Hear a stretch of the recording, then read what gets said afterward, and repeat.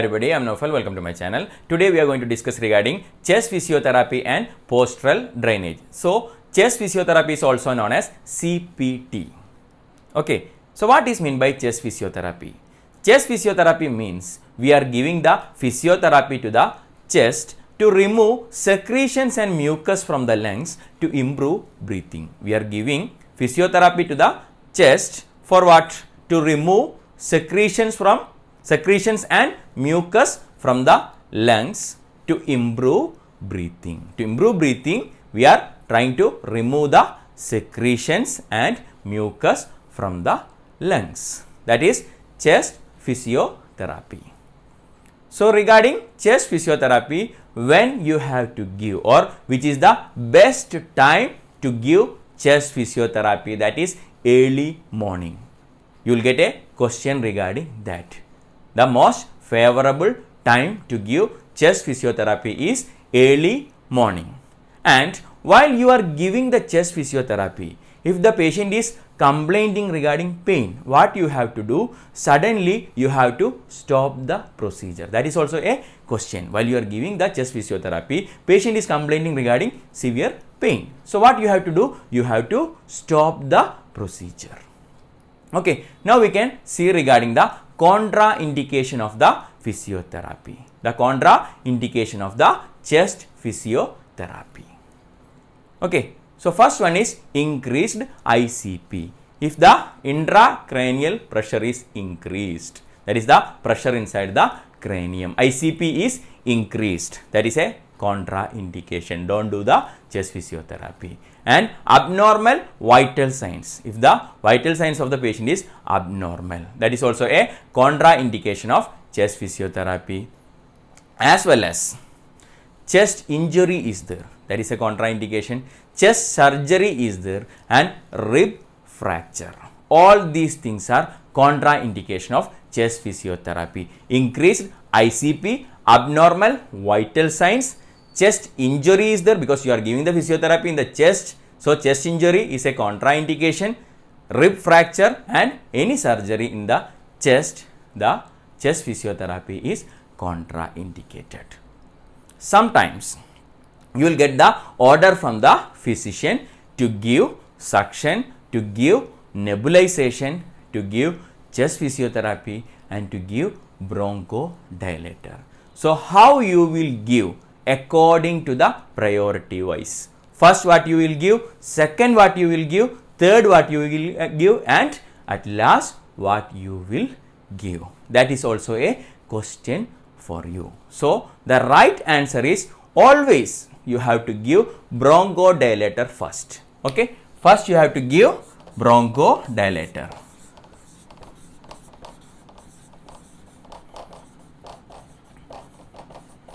Okay, next one you can give the nebulization, then chest physiotherapy, then suction.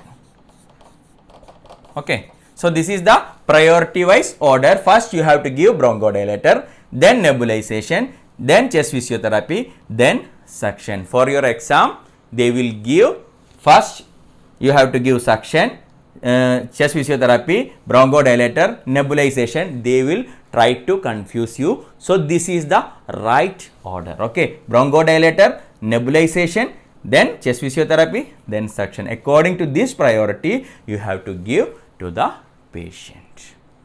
Okay, so along with that, you have to study regarding postural drainage. Along with chest physiotherapy, you have to study regarding postural drainage. So, what is postural drainage? Postural drainage means changing position to come out the secretion. We are changing the position of the patient to bring the secretions out. Secretion is there in the respiratory tract. So, we are trying to change the position. We are changing the position to bring or to come out the secretion. Okay, changing the position to bring the secretions out, that is postural drainage. Okay, so regarding the postural drainage, which is the position for postural drainage. Always keep it in mind. The position for the Postural drainage is Trendelenburg position.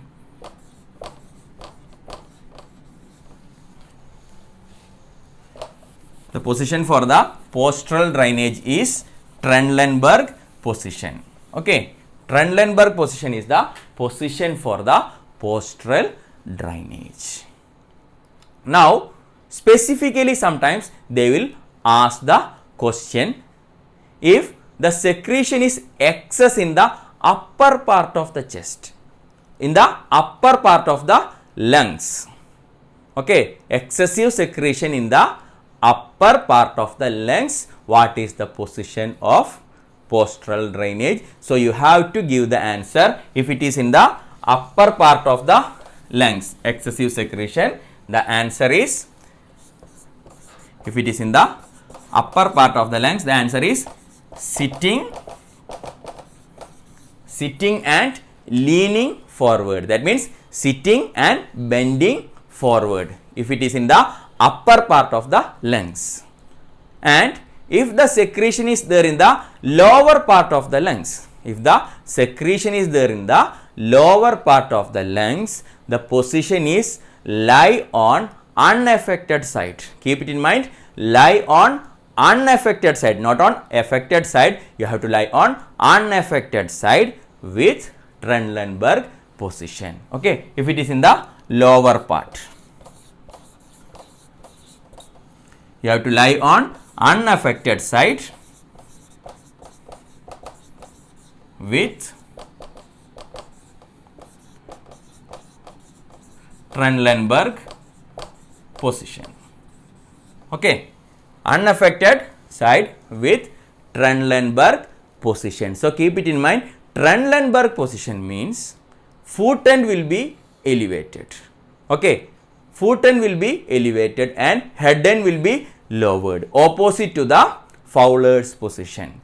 In Trendelenburg position, the foot end will be elevated and the head end will be lowered. Head end will be lowered and foot end will be elevated. That is Trendelenburg position. So, in the lower part of the lungs, the secretion is there, lie down on unaffected side with Trendelenburg position. Now, if the secretion is there in the posterior portion of the lung, repeated question it is, if the secretion is there in the posterior portion of the lungs, the position is prone position with Trendelenburg, prone with Trendelenburg. Okay, in the posterior portion of the lungs, the position is prone with Trendelenburg. Trendelenburg position. Okay. So, in the posterior portion of the lung, the secretion is there, prone position, that is opposite to the supine position, face down, lying on the abdomen, opposite to the supine position with Trendelenburg, that is foot end elevated and head end lowered. So, keep it in mind. If the question is, what is the best position for postural drainage? They are not specifying in which part of the lungs the secretion is. The question is coming like that. The answer is Trendelenburg. Okay. They are specifying upper part. So, sitting and leaning forward.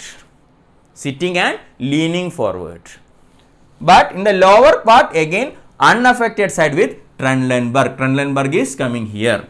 And in the posterior part of the lungs, prone with Trendelenburg. Always keep in mind, only in the upper portion of the lungs we are not providing Trendelenburg position, sitting and leaning forward. All other, commonly they are asking what is the position? Trendelenburg.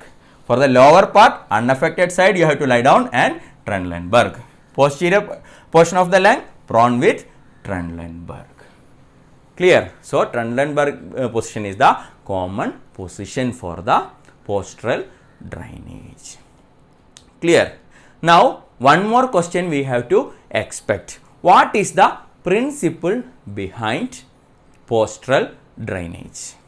What is the principle behind postural drainage? It is nothing, principle of gravity. Okay, principle of gravity. With the gravitational force only, we are changing the position. With that position, with the help of the gravity, the secretion is coming out. We are changing the positions to come out the secretion, that is postural drainage. So the principle behind it is principle of gravity. With the help of the gravity, the secretion is coming out. That's all regarding chest physiotherapy and postural drainage. We will meet soon with another video. Till that time, thank you and goodbye.